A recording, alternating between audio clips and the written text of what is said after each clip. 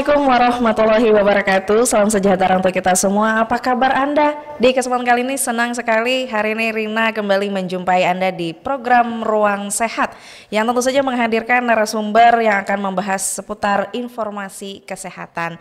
Baiklah, sebelum kita mengenalkan narasumber kita pada kesempatan kali ini, Rina sampaikan terlebih dahulu Anda bisa berpartisipasi secara langsung untuk bertanya dengan narasumber kita di kesempatan kali ini dengan tema yaitu mengenal fisioterapis untuk membantu pemulihan gerak pasien stroke. Anda bisa bertanya langsung tulis di kolom komentar Facebook live streaming Facebook Radio Suara Tabalong sekarang juga.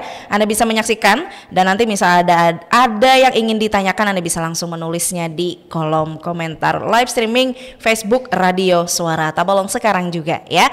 Baiklah, selain Anda bisa mendengarkan, kami juga mengudara di Radio Suara Tabalong dan juga TV Tabalong. Baiklah, kami kenalkan langsung kepada Anda di kesempatan kali ini di program Ruang Sehat narasumber kita yang akan membahas terkait fisioterapis untuk membantu pemulihan gerak pasien stroke. Telah hadir, beliau adalah fisioterapis. Langsung saja kita kenalkan Bapak Farid. Apa kabar Pak? Baik Mbak Rina. Oke, bisa didekatkan mic-nya. Oke, aman Pak ya? Aman. Oke, baik, mana kabarnya hari ini Pak? Baik Mbak Rina, baik. Oke, kita hari ini membahas seputar fisioterapis Pak ya, karena fisioterapi karena Bapak merupakan fisioterapis seperti itu Pak ya kata-katanya. Oke, dan fisioterapi ini seperti yang kita ketahui bersama adalah salah satu tindakan gitu ya Pak ya untuk membantu, salah satunya untuk membantu betul. Untuk pemulihan gerak dalam orang yang mengalami stroke gitu Pak ya.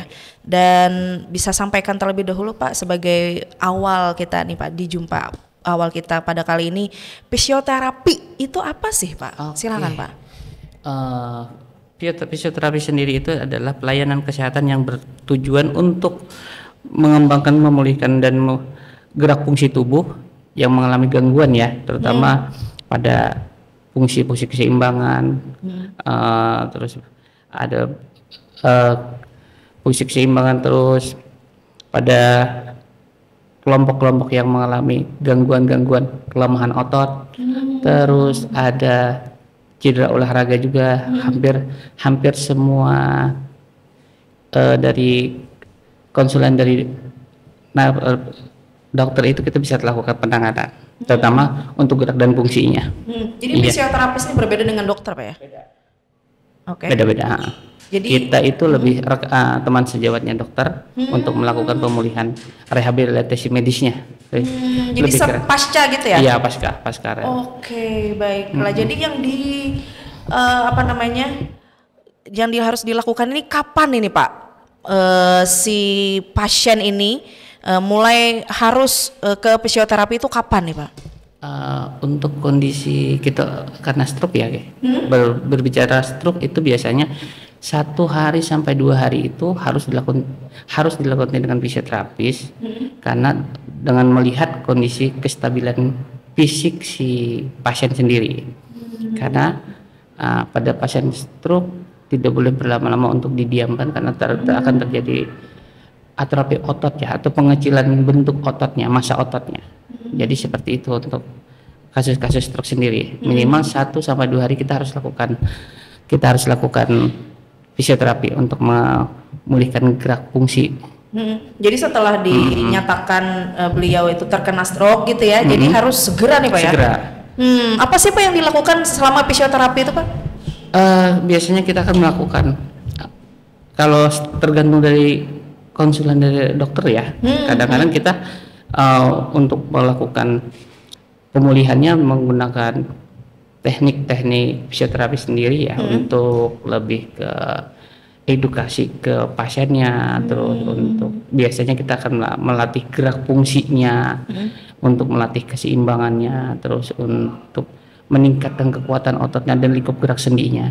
Karena pada pasien stroke itu akan mengalami gangguan kelemahan, kehilangan keseimbangan, sama kekakuan pada sendinya sendiri, kakuan sendiri. Oke. Baik Pak. Ini kan kalau kita berbicara masalah masyarakat kita nih Pak ya, kita melihat sering kalau orang kebanyakan di daerah kita sendiri kalau terkena stroke itu biasanya tidak ke arah fisioterapi. Iya Pak ya. Medis ya. Iya, lebih ke medis, bukan ke arah medis gitu kebanyakannya. Bapak melihat bagaimana nih Pak? Biasanya ada yang ke dalam ke tukang urut dan sebagainya. Komentarnya bagaimana nih Pak? Sebenarnya untuk tidak tepat sih sebenarnya untuk langsung ke alternatif untuk ke tukang urut atau pijat ya, karena akan mengalami yang namanya kerusakan pada otot-otot itu sendiri. Yang sedangkan stroke ini sendiri adalah kerusakan pada sistem saraf pusat. Anggota fisik tubuh tidak mengalami kerusakan. Anggota fisik tubuh tidak mengalami kerusakan. Sedangkan pada dasarnya stroke itu adalah kerusakan sistem saraf pusat. Area yang terkena bagian mana, kalau kita lakukan tanda kutip pijat atau itu dan tidak tahu keluhannya berat atau ringan pada stroke, akan mengalami yang namanya kecacatan. Kebanyakan kita bisa lihat di kalangan masyarakat banyak terjadi, bisa berjalan tapi tidak sempurna, banyak terjadi seperti itu yang kita lihat di umumnya ya. Seperti itu untuk stroke sendiri. Tanpa menyalahkan dan menyudutkan Pak ya. Oke. Jadi ini sebenarnya apa namanya kesadaran masyarakat sendiri gitu Pak ya, untuk misal ada keluarga atau tetangga dan kerabat misal ada yang terkena stroke gitu ya, mengalami stroke, akan lebih baiknya gitu Pak ya untuk dibawa ke fisioterapi. Begitu kah Pak? Sebaiknya kita observasi dulu ke rumah sakit. Tetap ke rumah sakit ya. Ke dokter ke gitu. Dokter ya. Setelah dokter memberikan penanganan, dilakukan perawatan selama 1-2 hari, baru kita lakukan tindakan fisioterapis. Bukan langsung ke fisioterapis, enggak. Tidak setelah. Jadi ke dalam kondisi pasien stabil, baru kita bisa lakukan fisioterapis. Fisioterapinya untuk si pasien yang mengalami stroke. Karena kita satu kesatuan dengan dokter yang lain ya, tidak bisa berdiri sendiri. Pada saat setelah dilakukan tindakan, dilakukan anamnesa dan dilakukan semuanya, baru tindakan fisioterapisnya ke arah mana kita bisa lakukan ke sana. Melihat kondisi pasien. Kestabilan pasien ya. Pak, apa sih Pak yang sebenarnya terjadi pada tubuh pasien yang mengalami stroke ini Pak? Khususnya ini terkait kemampuan geraknya. Apa sih Pak sebenarnya yang terjadi? Yang terjadi pada kondisi orang stroke itu yang pertama ya kelemahan otot ya. Kehilangan keseimbangan, terjadi kekakuan pada persendiannya, kekakuan. Dan itu misalnya terjadi hal demikian, apa saja nih Pak terapi atau latihan yang dilakukan? Biasanya kalau kita melakukan pasien yang mengalami stroke itu, kita akan melakukan yang pertama-tama yang dianjurkan itu adalah kita menggunakan intervensi dulu ya. Intervensi yang kita lakukan adalah misalnya pakai heading dengan inframerah, stimulasi pada otot-otot untuk menstimulasi sistem saraf pusatnya, karena terjadi kehilangan daya ingat untuk melakukan gerakan normal. Jadi kita berikan stimulasi mengingatkan gerakan normalnya seperti apa. Terus melakukan terapi latihannya. Terapi latihan itu kita biasanya untuk fisioterapi sendiri biasa Pak dengan meningkatkan kekuatan ototnya, strengthening, terus untuk stretchingnya untuk menambah masa panjang otot ya, karena dia mengalami pemendekan ya. Terus kita lakukan yang namanya latihan gait trainingnya tetap pada saat dia stabil ya. Gait training itu ada tahapan-tahapan tersendirinya, kita akan lakukan terus untuk pemulihan si pasien. Karena di awal itu masih dalam kondisi yang belum stabil, lemah. Banyak gangguan-gangguan yang dialami pasien itu biasa gangguan komunikasi, terus gangguan menelan, kita ulangi lagi gangguan keseimbangan, gerak fungsinya terganggu, ya seperti itu. Itu ada waktu tersendiri kah Pak untuk pasien selama di fisioterapi itu Pak? Kalau untuk waktu untuk recovery-nya ya, recovery-nya golden period-nya biasanya 1-3 bulan pertama itu untuk stroke ringan ya, kita kejar 1,5-3 bulan. Lumayan Pak ya? Lumayan. Tapi 1 bulan itu biasanya kalau dia pasien itu mengikuti arahan fisioterapi dan dokter dan yang lain ya, tim ya, biasanya itu udah ada hasil. Dalam seminggu pertama dia sudah ada respon dari sistem sarafnya. Yang dia biasanya tidak bisa menggenggam, tidak bisa mengangkat kaki, itu sudah mulai ada gerakan. Nah di situ yang kita akan kejar, dia bisa atau tidak untuk melakukannya. Terus kita arahkan untuk si pasien untuk bergerak sendiri. Bukan kita menggerakkan, tapi arahnya lebih aktif ke pasiennya untuk latihan-latihan tersebut. Ada perbedaan nggak sih Pak sih, misalnya yang si pasien ini agak mudaan dikit dibanding yang lebih tua, ada perbedaan nggak sih Pak terhadap respon itu? Secara umur pasti ada perbedaan, karena yang menurut pengalaman kita yang di usia 40 ke bawah sama yang 50 ke atas ya, itu jauh responnya berbeda. Sedangkan yang di bawah 40 ke bawah itu kita bisa push dia untuk bisa kejar untuk gerak.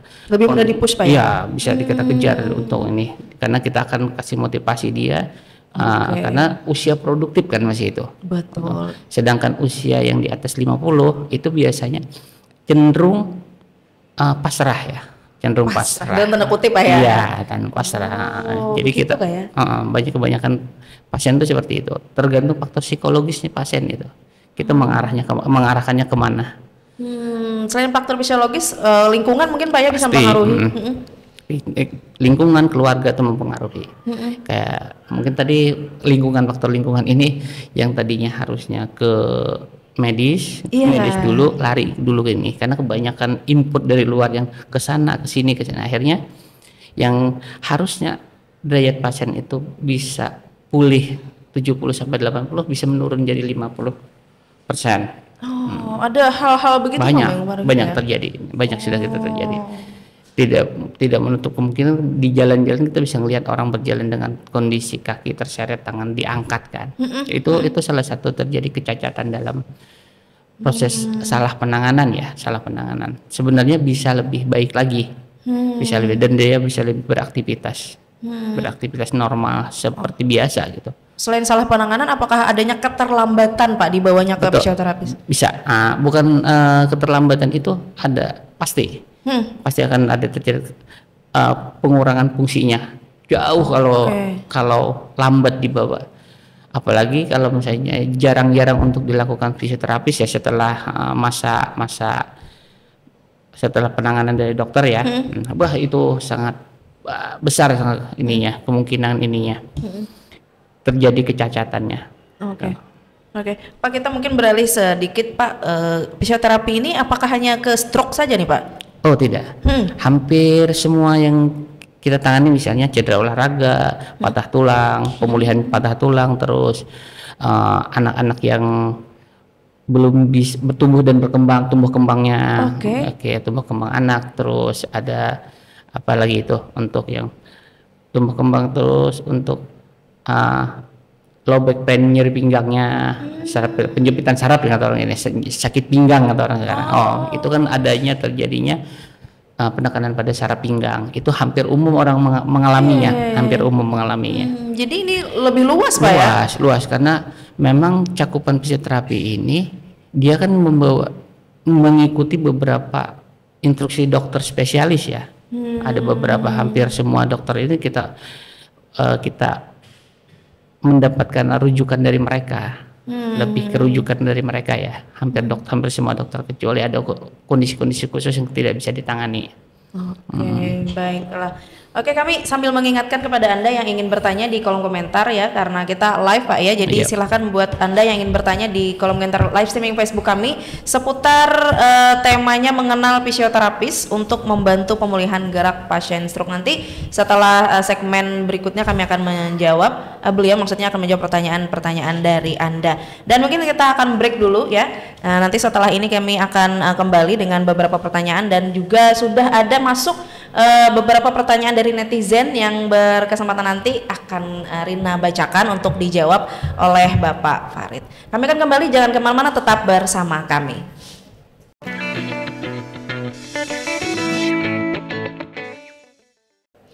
Oke, kembali lagi bersama kami di Ruang Sehat bersama dengan Bapak Farid selaku fisioterapis. Tadi kami sudah membahas banyak sekali gitu ya terkait penanganan membantu penanganan dari pemulihan gerak pasien, terutama pasien yang mengalami stroke gitu ya, dengan metode fisioterapis ini. Dan Anda kami undang untuk bergabung di live streaming Facebook kami untuk bertanya gitu ya. Dan Pak Farid, ini sudah ada beberapa pertanyaan yang masuk ya, sambil kita menunggu pertanyaan-pertanyaan lainnya, kita langsung saja Pak ya. Ada Isna di Tamunti nih Pak yang bertanya. Oke, Tamunti itu dari mana Rina lupa ya. Jadi ada pertanyaan dari Isna, katanya ada tidak Pak tanda-tandanya amun pasien stroke ini sudah mulai membaik gara-gara dilakukan fisioterapi ini Pak? Sebenarnya banyak ya untuk yang di pertanyaan Mbak itu tadi, banyak sebenarnya tanda-tandanya. Dia yang tadinya belum bisa sama sekali, belum bisa beraktivitas duduk, dia bisa duduk sendiri. Jadi dia bisa untuk ke kamar mandi, dia bisa ke kamar mandi sendiri karena kita melihat dari kondisi pasiennya itu, karena dia kan rutin untuk melakukan tindakan fisioterapi ya. Jadi untuk untuk melihat itu sangat jelas gitu, kecuali memang tadi faktor umur yang kita bisa, yang tidak, faktor umur juga mempengaruhi untuk yang lambat atau tidaknya. Oke, baik. Ya, jadi ada banyak faktor Pak yang bisa dilihat gitu. Iya betul. Oke. Dan intinya adalah si pasien itu sendiri itu sudah mulai bisa melakukan kegiatan secara mandiri. Mandiri, ya? Betul. Oke, baiklah. Dan lanjut lagi Pak, ada pertanyaan dari Galih dari Tanjung aja Pak katanya. Oke, katanya ada bagaimana peran keluarga nih Pak dalam mendukung proses fisioterapi di rumah? Apakah ada pelatihan atau panduan khusus nih Pak untuk keluarga pasien ini Pak? Ini yang bertanya adalah misalnya keluarganya gitu. Ini sebenarnya kita selalu mengarahkan si keluarga pasien untuk membantu kita sebagai fisioterapis ya, untuk melakukan latihan di rumah. Edukasinya kan ke keluarga, bukan cuma sama fisioterapisnya ya.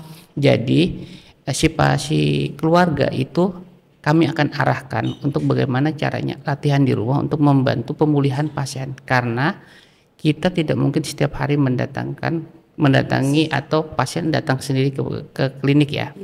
Jadi peran yang paling utama fisioterapi itu adalah bagaimana mengajarkan atau mengarahkan si keluarga untuk membantu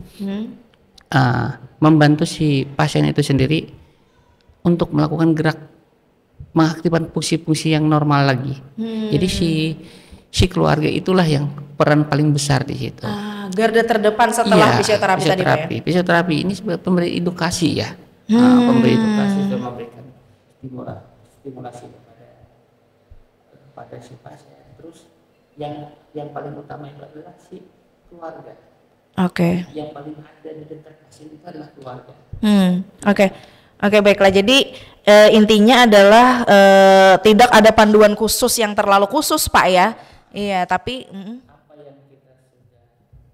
yang sudah kita latih di situ, itulah yang kita ajarkan ke keluarga pasien untuk dilakukan terus, dilakukan lagi sampai ada respon yang terbaik buat si pasien itu. Ya tadi kembali ke pertanyaan yang bahwa pasiennya bisa melakukan kegiatan secara mandiri.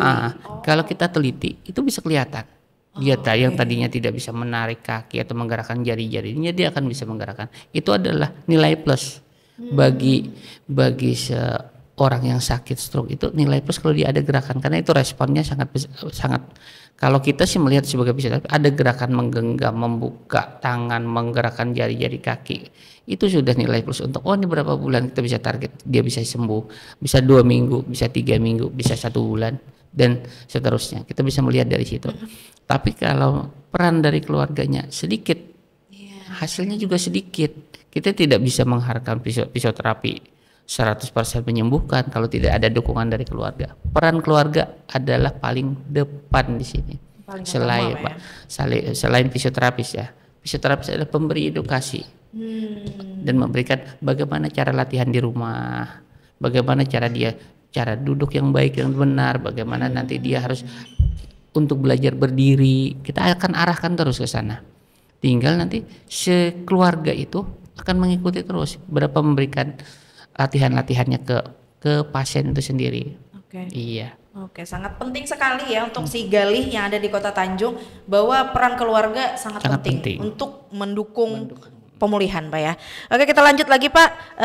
Dari Lola, Pak, yang ada di Sukamaju Mabuun, katanya bagaimana nih, Pak, jika pasien stroke ini adalah orang tua yang sulit diajak bekerja sama, katanya nih, Pak. Apakah ada pendekatan khusus untuk keluarga agar bersedia menjalani fisioterapi?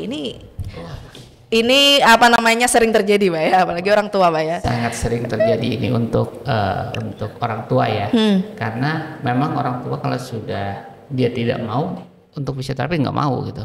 Jangankan untuk fisioterapi, kalau dia dengan tindakan lain, dengan alternatif lain pun dia nggak mau gitu. Terus harus kita ajak ngomong dulu, ajak baik-baik dulu, cari mood yang enak.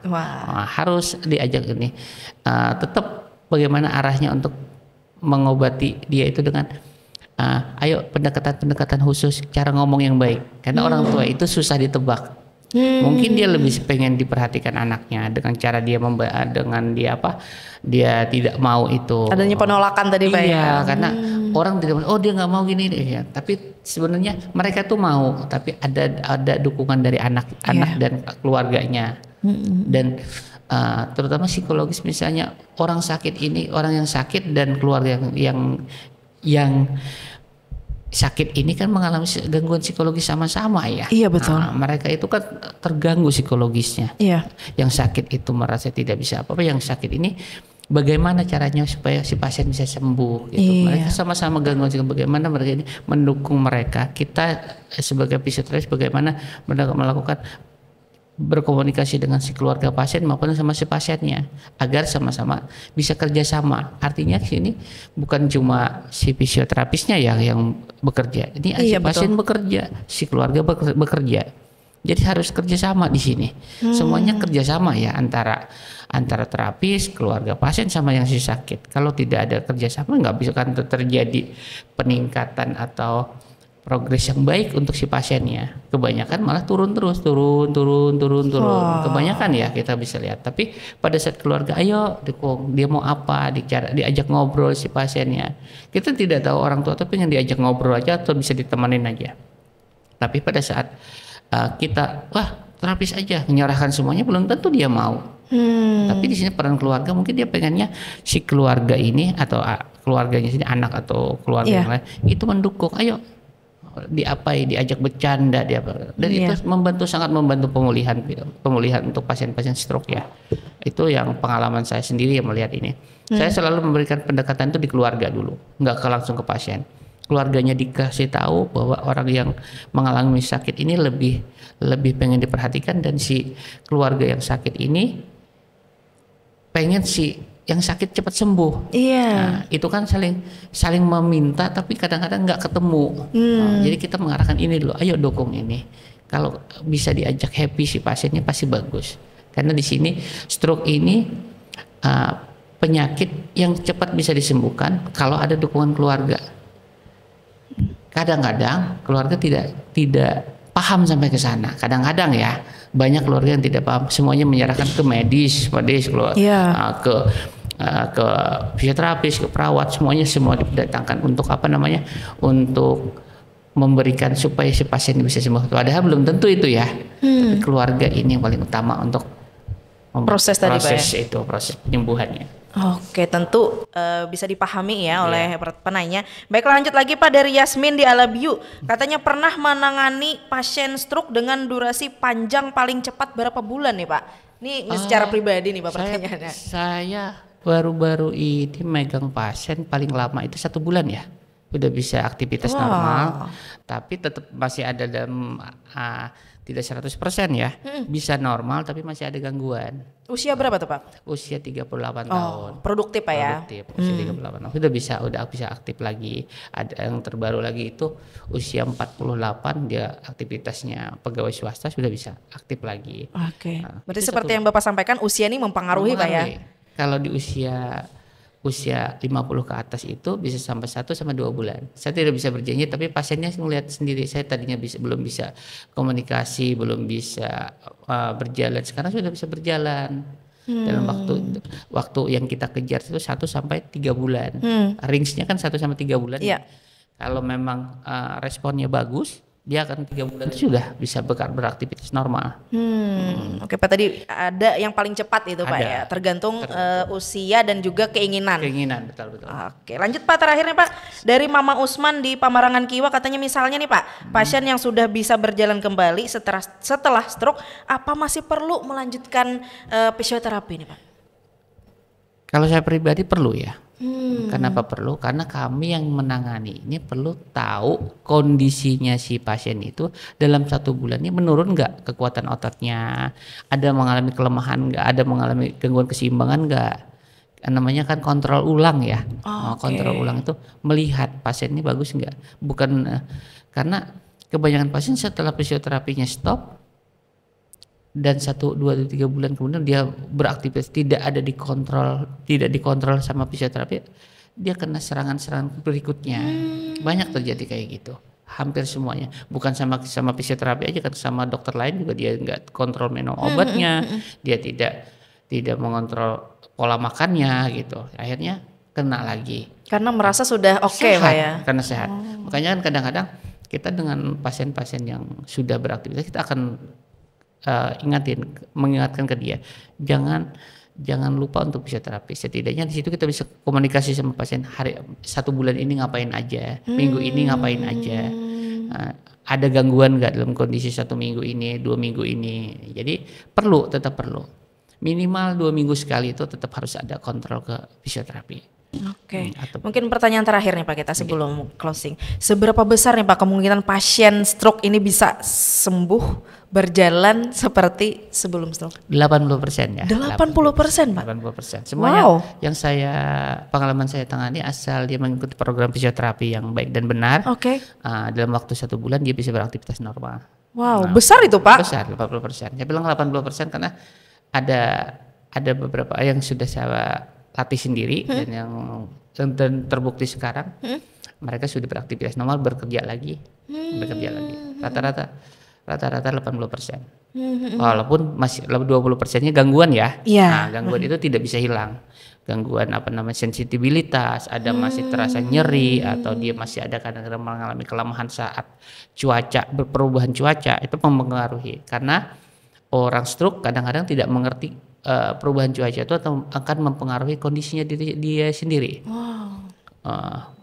Karena saya sudah menangani stroke berapa tahun ya di sini ya. Hampir selama saya sebagai fisioterapi saya mengamati untuk pasien-pasien stroke sendiri. Setiap kali musim berubah, masih musim hujan akan terjadi kekakuan lagi, akan terjadi gangguan sensitivitas rasa, kata orang sini katur dalam tubuh pada saat yang sangat dingin ya, cuaca sangat dingin. Itu sangat mempengaruhi kondisi pasien itu. 80% ya, saya mengatakan 80%. 20% itu sisanya. Pasti ada efek sisa, tidak bisa dihilangkan. Karena tidak ada yang 100% Pak ini. Oke. Baiklah. Kalau boleh tahu nih Pak, sebelum kita closing, praktek di mana nih Pak? Siapa tahu ada yang mau membawa keluarganya kah saat ini yang setengah menyaksikan Pak? Saya buka praktek di depan SD Sulingan ya, pelayanan kesehatan fisioterapi center.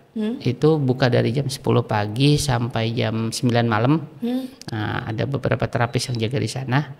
Terus buka dari Senin sampai Sabtu. Baiklah nih ya, buat para pendengar dan juga para pemirsa yang ingin membawa gitu ya keluarganya untuk di fisioterapi, silakan saja ke beliau gitu yang ada di Kabupaten Tabalong. Terima kasih banyak Pak sudah berhadir. Banyak sekali ilmu yang kami dapatkan hari ini Pak, terutama ini untuk keluarga Pak ya. Iya, betul. Untuk keluarga pasien yang mengalami stroke atau yang lainnya yang bisa di fisioterapi tadi Pak. Terima kasih Pak. Sehat selalu Pak ya. Oke, nanti kita mungkin ada pembahasan-pembahasan lainnya seputar fisioterapi, siap dihubungi Pak ya? Siap. Oke, terima kasih juga buat Anda yang sudah bergabung tadi, memberikan pertanyaan di kolom komentar. Kami ucapkan terima kasih banyak. Dan Rina bersama seluruh kru yang bertugas pamit undur diri. Terima kasih sudah menyaksikan kami. Kita berjumpa di next episode. Terima kasih. Wassalamualaikum warahmatullahi wabarakatuh. Waalaikumsalam.